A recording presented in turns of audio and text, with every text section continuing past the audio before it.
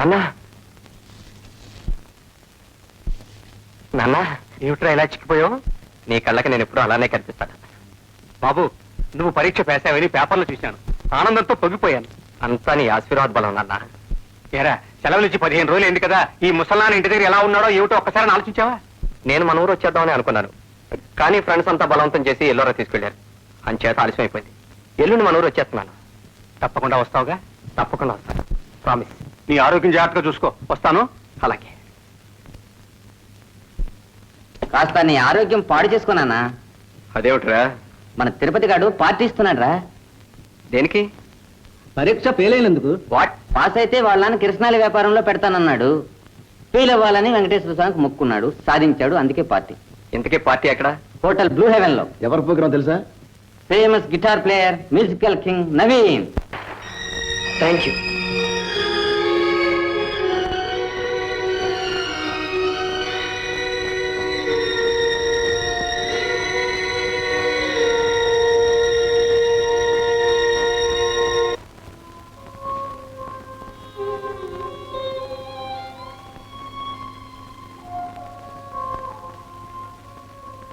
బాబు,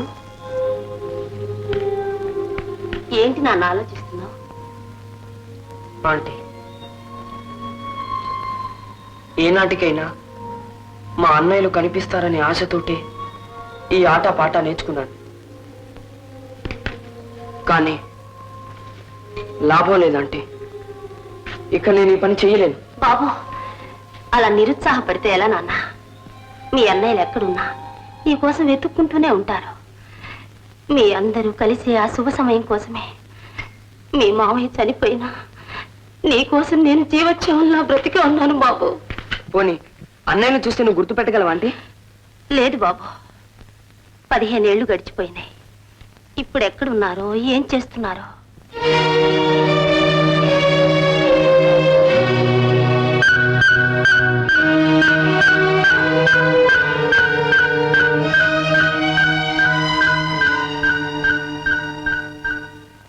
Jailer సాబ్, నేను జాన్ని కలుసుకోవాలి. ఒక్కసారి permission ఇప్పించండి. సారీ, జాన్ జబ్బులో నుంచి ఇంకా కోలుకోలేదు. పైగా అతన్ని ఎవరు చూడకూడదని డాక్టర్ స్ట్రిక్ట్ గా చెప్పారు. మళ్ళీ ఎప్పుడు రమ్మంటారు? ఎప్పుడు వచ్చినా అతనికి నయం అవ్వాలిగా. వీలైనప్పుడు రండి, బాగైతే కలుస్తాడు. Thank you sir.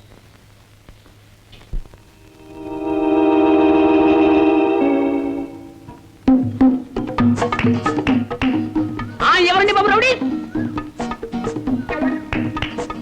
ఎవరండి బాబు రౌడీ? అంటే ఈ ఊర్లో మీరేనా బాబు గొప్ప రౌడీ? అంటే కొమ్ములు తిరిగిన రౌడీ మీరేనమాట?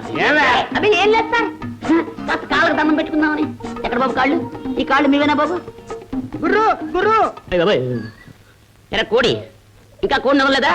ఈ కోడిని ఇలా పట్టుకునే తిరుగుతోండు, కొన్నాళ్ళ కోడైపోతావరా? అప్పుడే సగమైపోయి చూసా.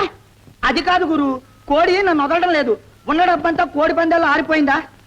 అది సరే కాని గురు, నువ్వు ఆకలైతే వన్నం పెడుతున్నావుగా, ఈ చిల్లర దొంగతనాల వల్ల కడుపు నిండట్లేదు. నిండదురా, నిండదు. నీలంటాడే గంజిలో గుప్పులెట్ట, పాలల్లోకి పందరడి గట్ట. అదేంటి గురు, నువ్వు పెద్ద రౌడీస్వి. నువ్వు పెద్ద రౌడీస్ కదా. ఆ కోడిలకి మరి కత్తిరి ఉంటే ఇస్తావా? కత్తిరి ఇదిగో కత్తిరి. రాజీవలోనే ఉందా? ఈ దగ్గర బ్లేడే ఉంటుందా? ఉంది. ఆ ముక్కు జాగ్రత్త ఇందులో పెట్టి. ఏటి గురు, దీని ముక్కు పెన్సిల్ చెక్కినట్టు చెప్తున్నావు? ఏం లేదురా, అన్ని కోళ్ళు కాళ్ళతోటి రక్కుతాయి. మన కోడి ముక్కుతోటి పట్మని కొడుతుంది, అవతల కోడి పట్మని పేలిపోతుంది. ఎలా గిరి? ఏం లేదు, ఈ ముక్కులో విషం పెట్టు అంతే. ఇష్టమా? అవును, ఎక్కువ పెట్టావనుకో ముక్కుకి, నా ముక్క దాని ముక్కుకి దెబ్బ. జాగ్రత్త. ఎవరండి బాబు?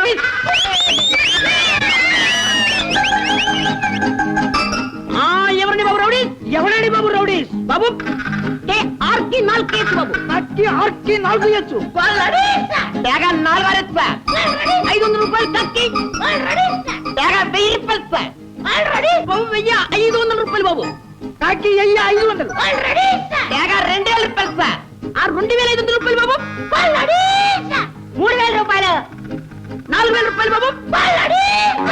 బాబు ఈ కొండ తిని బాబు, ఆ కొండ లేండి బాబు. ఆ కలిపి బాబు. కొట్టించండి బాబు కొట్టించండి బాబు కొట్టించండి బాబు కొట్టించండి బాబు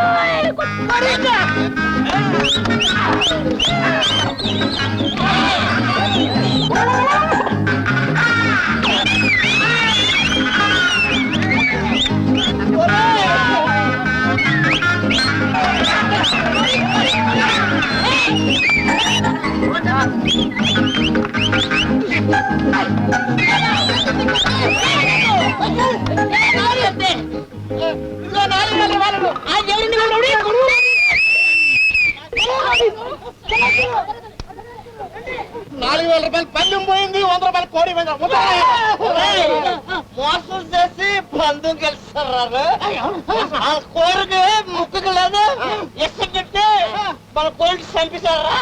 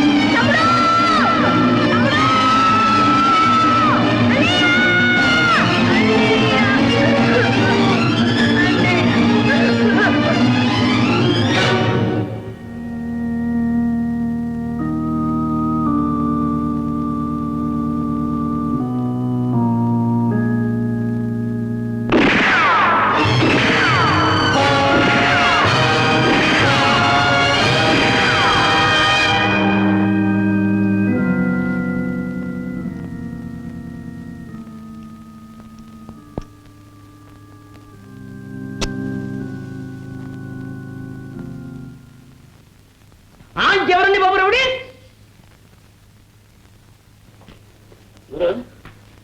నేను గురు దేవదాసిని. ఏంటి గురు ఏదో పోగొట్టుకున్నట్టు గుండెల్లో ఏవో అగ్ని పర్వతాలు రగిలిపోతున్నట్టు కనిపిస్తావు? నాతో చెప్పు గురు. ఆ హంతకుడు నా కళ్ళ పడే వరకు అగ్ని పర్వతం చల్లారు. దాకా నా మనసుకు శాంతిని. అదంతా పాత కదా గురు. చూడు అదే తలుచుకుంటూ 24 గంటలు చీకట్లో కుమిలిపోతే నీకేమవుతుంది గురు? వస్తుంది. ఏనాడు మా అమ్మను నాన్నను పట్టులు పెట్టుకున్నా ఆ హంతకుడిని కలుసుకునే రోజు వస్తుంది. నాకు ఆ నమ్మకం లేదు గురు. ఎప్పుడో సంవత్సరాల కింద వాడి మొహం చూశానంటావు. వాడి పేరు తెలీదు, ఊరు తెలీదు, వాడు ఎక్కడ ఉంటాడో కూడా తెలీదు. అవన్నీ తెలిసిన వాడు ఎక్కడున్నాడో నాకు తెలుసు. ఎవరా జానేగా 15 సంవత్సరాలు బట్టి ఆ జైల్లో మగ్గిపోతున్నాడు. వాడు వస్తాడో? వస్తాడు. వచ్చిన రోజున వాడి ప్రాణాలు నా చేతుల్లో ఉంటాయి. మెడ పట్టుకుని నిజం కక్కిస్తాను. ఆ నీచుణ్ణి ఎలాగైనా సరే కలుసుకుంటాను, పగ తీర్చుకుంటాను. పగ తీర్చుకుంటావు గురు. ఆ తర్వాత నీ బతికేమవుతుందో ఒక్క మాట ఆలోచించు. ఏమైనా పర్వాలేదు. నా కళ్ళ ముందు నా తల్లిదండ్రుల దారుణ హత్య చూచినాడే నా బ్రతుకును వాడి చావుతో ముడిపెట్టాను. నా జీవితానికి అర్థం వాడి మృత్యువు. నేనింతకాలం ప్రాణాలతో బ్రతికింది నేను చేస్తున్న పనుల వల్ల కాదు, సంపాదిస్తున్న పాపిష్టి డబ్బు వల్ల కాదు. పగ పగ అది చల్లారాలి.